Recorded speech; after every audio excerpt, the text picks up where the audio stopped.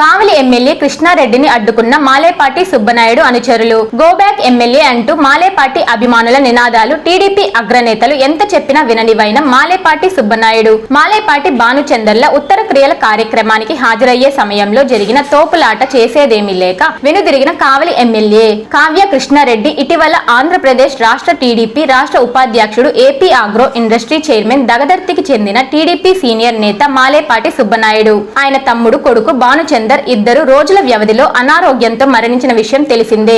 ఈ రోజు వారి ఉత్తర క్రియల సందర్భంగా టీడీపీ పార్టీ రాష్ట్ర అధ్యక్షుడు పల్లా శ్రీనివాసరావుతో పాటు అనేక మంది టీడీపీ ఎమ్మెల్యేలు, ఎమ్మెల్సీలు హాజరయ్యారు. స్థానిక ఎమ్మెల్యే కృష్ణారెడ్డి కూడా రాగా అక్కడ మాలేపాటి అనుచరులు పెద్ద ఎత్తున కృష్ణారెడ్డి కారును అడ్డుకున్నారు. కావ్య గోబ్యాక్ తీవ్ర స్థాయిలో నినాదాలు చేస్తూ విమర్శలకు దిగారు. రాజకీయ నాయకులు ఎంత సర్ది చెప్పినా వినకుండా కారుకు అడ్డుపడడంతో ఎమ్మెల్యే కృష్ణారెడ్డి అక్కడ నుండి వెళ్లిపోయారు.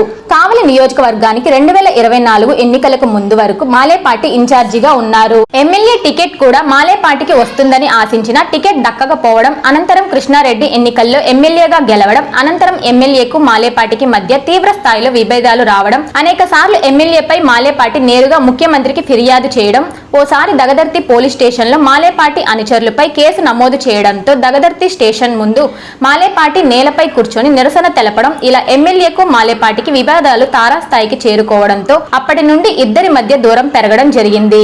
ఇటీవల విజయవాడలో వ్యవసాయానికి సంబంధించిన ఆగ్రో మీటింగ్ జరుగుతుండగా మాలేపాటికి గుండె నొప్పి రావడం, విజయవాడలో ఆసుపత్రిలో చేర్పించగా ఆయనకు చికిత్స జరుగుతున్న సందర్భంగానే ఆయన సోదరుడు కుమారుడు హార్ట్ స్ట్రోక్ తో మాలేపాటి బ్రెయిన్ డెడ్ తో మరణించిన సంగతి తెలిసిందే.